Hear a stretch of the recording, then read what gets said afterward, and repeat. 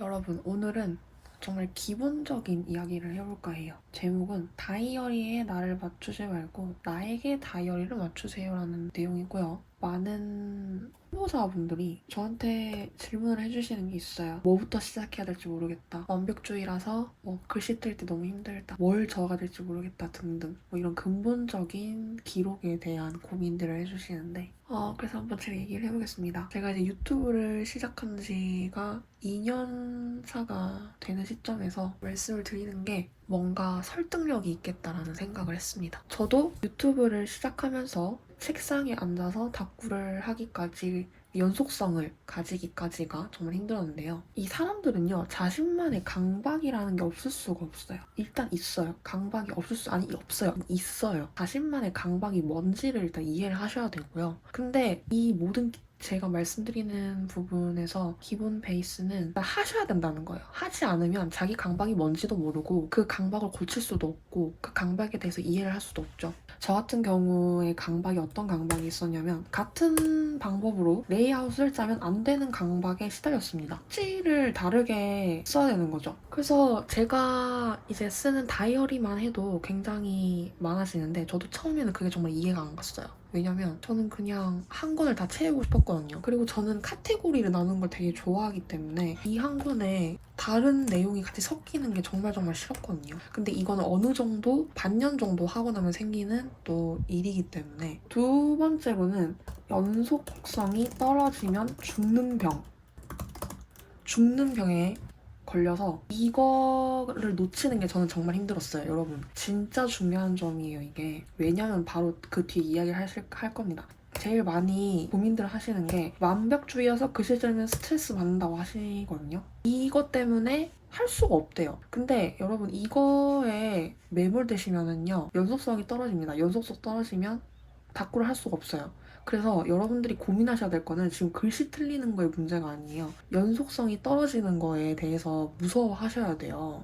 이거에 대해서 고민을 하셔야지. 지금 내가 완벽주의여서 글씨를 틀리면 님은 완벽주의가 아니에요. 저도 님도 완벽주의가 아닙니다. 완벽주의면은 글씨를 틀리지 않겠죠. 제가 그때 정말 고민을 많이 해봤어요. 한두 번도 아니고 정말 많이 질문을 받거든요. 막 자주. 그래서 내가 어떻게 할 수는 없어요, 이걸. 틀리지 마세요. 완벽주의시라면서요. 틀리지 마시고 그냥 참고 화이트 긋고 하든지 찍찍 긋고 하세요. 저는 이렇게 합니다. 그리고 이게 찍찍 긋고 어떻게 그렇게 하시나요 하는데, 그니까 제가 말씀드렸죠. 다시 돌아가요. 연속성이 떨어지지 않으면 여러분 이거 고쳐져요. 찍찍 긋고 하는 거 고쳐지니까. 그래서 제가 말씀드리는 게, 그러니까 한 번이 어렵지 그 뒤로는 되게 쉬워요. 그거 신경 쓰다가 아예 다이어리를 못 쓰게 되는 병에 걸린, 그거보단 찍찍 긋는 게 낫다는 거지. 그리고 이런 또 강박을 알아가면서 나 사용법을 알아가는 게 바로 다꾸의 재미라고. 나 사용법을 알아간다. 내가 어떤 것에 좀 예민하고 어떻게 카테고리를 나누느냐. 카테고리 얘기가 나와서 하는 말인데요. 카테고리를 나누는 방법에는 여러 가지가 있어요. 사실 시간과 장소를 활용하는 데 있겠죠. 매일매일 쓴다는 거는 우리가 출근을 한다, 아니면 집에서 일을 한다, 두 가지가 있겠죠. 구구절절 쓸 필요가 없죠. 그냥 사소한 것 아주 간단하게 써도 되는 거예요. T적인 면, F적인 면, 먼슬리가 있고 위클리가 있어요. 아주 간단하게 쓰면은 그 정도는 쓸 수 있잖아요. 매일매일 회사는 출근하기 때문에 회사에다가 다이어리를 둬도 되고요. 가방에다 들고 다녀도 됩니다. 그리고 저 같은 경우는 주말이나 이슈가 생긴 후에 다꾸를 하는 거예요. 굳이 매일매일 집에 앉아가지고 책상에 앉는다기보다는 이런 사진이나 영수증이 나왔을 때, 소비를 했을 때, 생활 쓰레기가 나오면 하기. 이렇게 하면은 내가 부담감을 가지기가 어렵다는 거예요. 저 같은 경우도 처음에 기록을 할 때는 매일매일 기록을 하다 보니까 2020년도에 쓴 저의 기록이에요. 퇴근 후에 제가 한 2달 정도 매일매일 썼었는데요. 이 한 페이지를 쓰려고 거의 2시간을 쓰는데 정말 너무 힘들더라고요. 저는 체력이 그렇게 좋은 사람이 아닌 거죠. 이걸 하고 2시간을 매일매일 하질 못하니까 여기서 하루가 멈춰지면 너무 스트레스 받고 다시는 하고 싶은 마음이 안 생기는 거죠. 그래서 바꾼 게 매일매일 할 필요가 없는 주말이나 여행을 다녀오던지 그렇게 된 거예요. 기록하고 싶은 주제를 정하는 카테고리가 있습니다. 일상도 있고요. 식단도 있고, 일기, 가계부, 스크랩, 리뷰, 아주 여러 가지가 있잖아요. 이 카테고리를 정하는 거를 장소로도 정할 수 있는 거고 주제로도 정할 수가 있는 거고 일단 두 가지가 나왔습니다. 저 같은 경우는 장소에 따라서 또 주제를 다르게 할 수도 있어요. 회사에서 짬짬이 먼슬리를 쓰고 위클리, 투두리스트, 핸드 다이어리 이런 걸로 해서 이거를 간단하게 써두잖아요. 그러면 이걸 바탕으로 나중에 정말 한 페이지에 하는 다꾸도 가능하다는 겁니다. 집 책상에서는 유튜브, 가계부, 스크랩 이런 식으로 본격적인 거를 하고 있는 거예요. 여기서 또 중요한 점은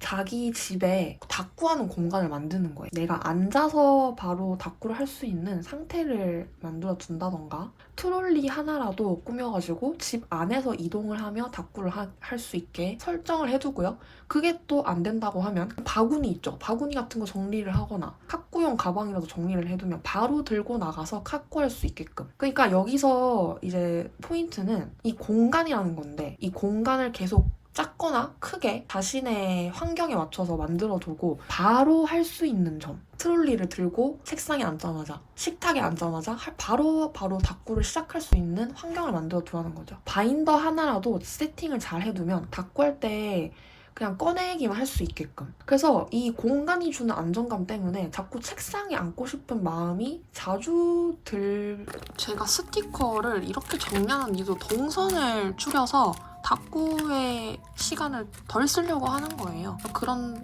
방법들을 통해서 계속 연속성을 이어가고 동기부여에 힘쓰는 거죠. 그리고 이 확률이 루틴이 될 확률이 높다는 거죠.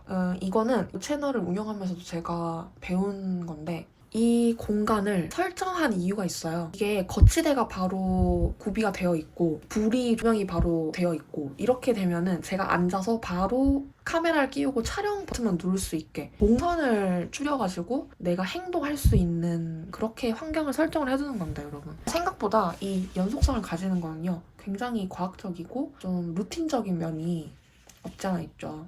다꾸의 핵심은요 부담감 덜기입니다. 계속 제가 말씀드린 건 연속성이에요. 근데 또 여기서 연속성이라 하면 1년에 뭐 한두 권을 막 3-4권씩 해야 되고 한 권을 꼭 채워야 되고 막 1년 내내 거기에 온 신경을 다 써야 된다고 생각을 하시지만 사실 1년에 이 한 권이라 해도 속지가 제가 지금 몇 장 안 채웠거든요. 2020년의 경우. 그래서 매일매일 하는 게 능사가 아니라 해에 한 권만 나와도 지속성은 유지할 수 있다는 게 저의 다꾸 철학입니다. 매일매일 쓰는 다꾸를 시작했다가 아까도 말씀드렸지만 제풀에 지쳐서 한 달 쓰고 때려쳤죠. 근데 지금은 이슈 나올 때만 하고 있으니까 오히려 부담감은 덜고 1년에 나오는 다꾸 수가 굉장히 많은 그런 사람이 되었어요. 그리고 어차피 작년, 올해, 내년에 내가 똑같은 상황이 아닐 거기 때문에 1년을 온 신경을 다 써서 한 권이 나온다기보단 이거 저도 2달치거든요. 이런 식으로 한두 달만, 그러니까 한 달에 한 번 이런 식으로라도 기록을 하시면은 먼 미래에 봤을 때 굉장히 좋은 기록물이 될 것이고요. 이 기록이라는 건 시간이 지나면 지날수록 추상적일수록 이 해가 지날수록 빛을 발하게 되는 거라고 저는 생각해요. 이게 별거 아닌 것 같지만 그때 종이와 똑같은 뭐뭐 했다 이런 내용인데도 지금 보면 너무 달라요. 그때의 언어와 공기가 느껴지죠. 시간이 주는 행복을 느껴보시고 미래의 님께서 행복했으면 좋겠습니다.